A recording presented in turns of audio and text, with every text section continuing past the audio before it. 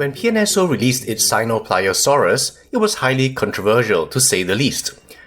Reactions ranged from outrage to incredulity to outright derision. For those who had hoped for a Suchomimus, there were beatings of chests and gnashings of teeth. Conspiracy theories abound as to the whys and wherefores, including an idea that it was intended to be Suchomimus. Well, to any suspicion that the PNSO Sinopliosaurus was intended to be Suchomimus but changed to Sinopliosaurus for some reason, today's star is an emphatic response to that. This is PNSO's Thabo the Suchomimus, and this time there's nothing dubious about it at all. The general form of Suchomimus is known from comparatively good fossil material, combining remains of the holotype and a few paratypes. An important dinosaur that helped flesh out the Baryonychines, as well as Spinosaurus itself, Suchomimus is estimated to have been about 9.5 to 11 meters or 31 to 36 feet long. PNSO has chosen to represent an adult of 10.5 meters or 34.5 feet. At 30 centimeters or 11.8 inches, this is exactly 1 to 35 scale, which will make many of us very happy. And here's how a human would look sized against it.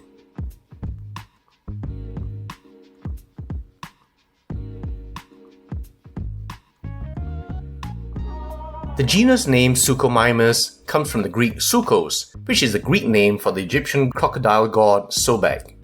Mimos, as you might guess, means mimic, for obvious reasons. Let's talk about the colour. Right away, it's a relief that PNSO has taken a break from its dark stripe on light brown, near regular as clockwork pattern that many people complain of. You do have a dark that's reminiscent of Tarbosaurus or Sinraptor, and it seems to me that the Suchomimus is darker than the release images, but is broken up by light pale yellow stripes in the tail,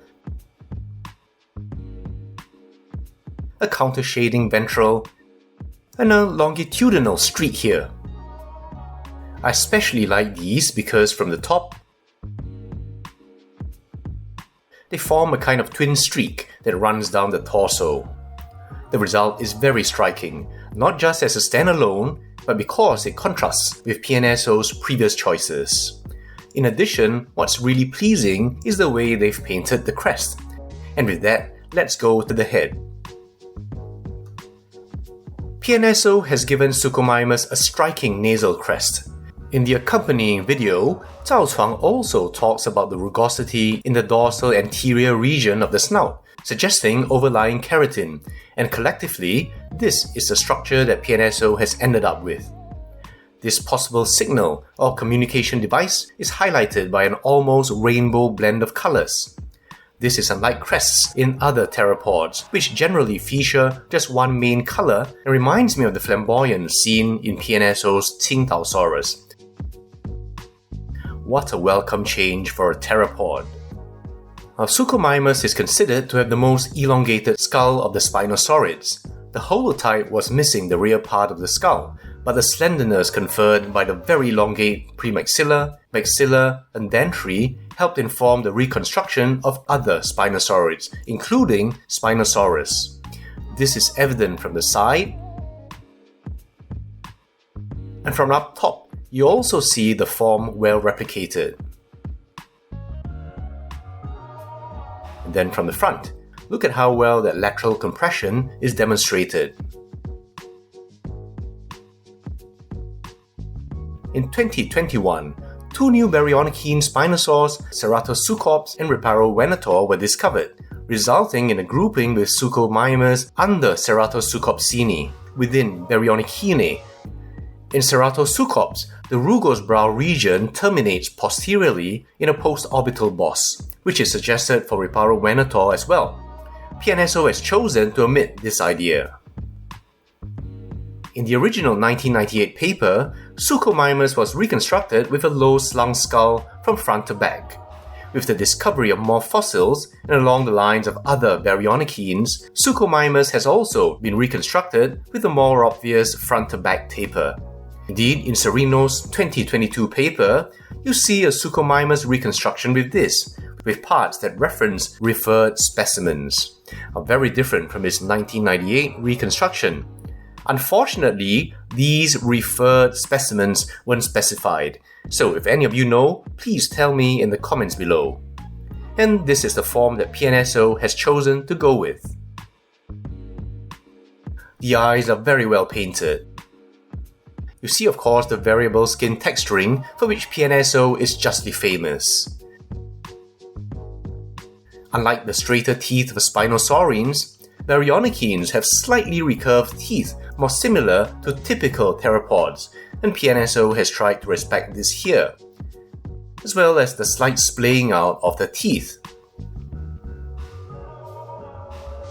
The jaw articulates, which means seam lines, but since it shows the interlocking of the teeth, I don't mind. It also shows you the arrangement of teeth. Suchomimus has 7 teeth in each premaxilla.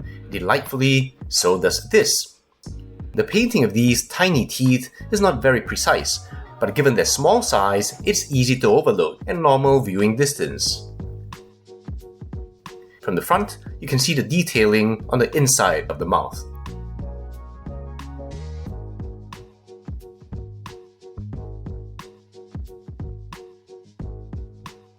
And finally, note the placement of the nostrils. While retracted, it's less so in Baryonychines than in Spinosaurians, reflecting their less aquatic, presumably more shallow fishing lifestyles. Postcranially, as we move down the neck, you see that again, PNSO delivers on very fine detail, with pleasing variability throughout. I'll look at those folds and wrinkles, as well as these sporadic scutes. And down the body, we get the same, moving to a different size of scalation, along with that variety of course. Gone are the days of old, when models that had even uniform texture were considered superb as long as they had them. There are again these creases down in the belly.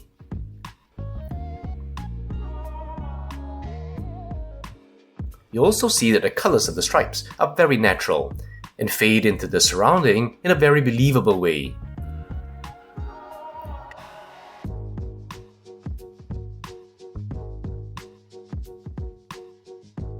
Unfortunately, there are areas where some of the underlying yellow shows through in a way I don't believe was intentional.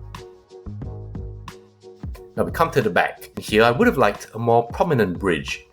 In Suchomimus, the neural spine height increases rapidly from the mid-dorsal vertebrae until they're deepest over the sacral vertebrae.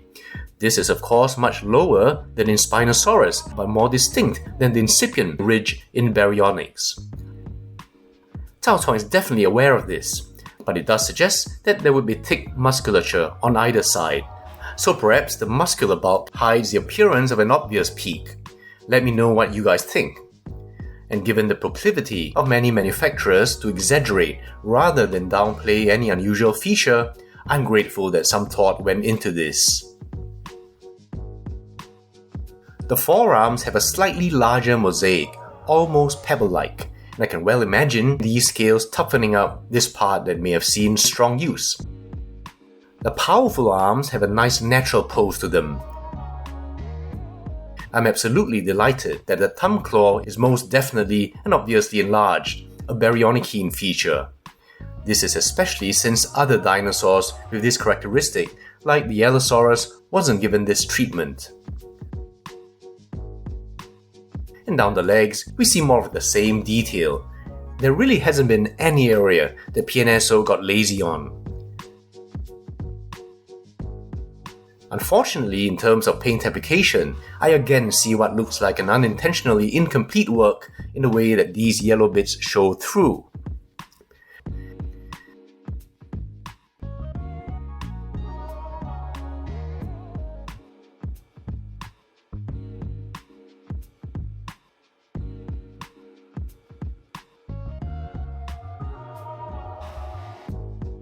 And as for the tail, Baryonychines have generally been reconstructed with more typical theropod tails instead of the fin-like tail of Spinosaurus, and this makes sense given the suggestion that they were generally more terrestrial than the Spinosaurians, and this is a form that PNSO has chosen.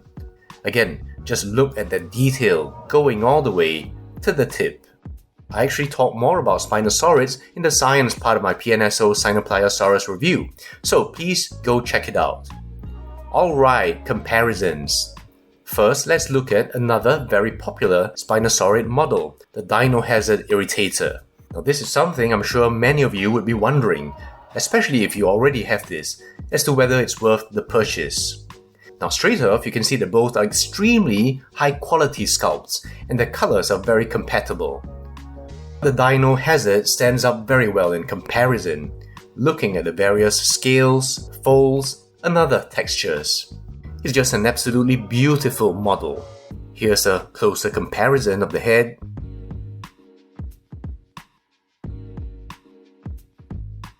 the arms, the feet, and I think you can see that in some areas the Dino Hazard shines brighter. Now the things that might go against it are, if you're a stickler for 1 to 35 scale, because this is 1 to 30th. And of course, while not imaginary, it is actually known from fewer remains than the Suchomimus. But if you can overlook all these, both will look amazing together on the shelf. Next, we look at the controversial PNSO Sinopliosaurus. Again, I really like the coloration and pattern on this, as I'm partial to tiger motifs.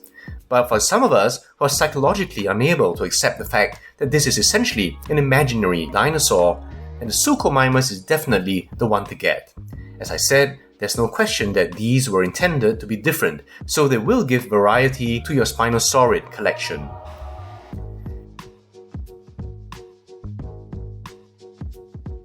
Then we have to end off with the last PNSO Spinosaurus. I've mentioned before how this is my favorite PNSO Spinosaurid for coloration, and it still wins out. We can compare the two, and I think you'll see that even though the Spinosaurus came out a while ago, and the Suchomimus shows improvements in sculpt, the two are definitely not far off. So that's it for this review. This is certainly a very pleasing dinosaur from PNSO.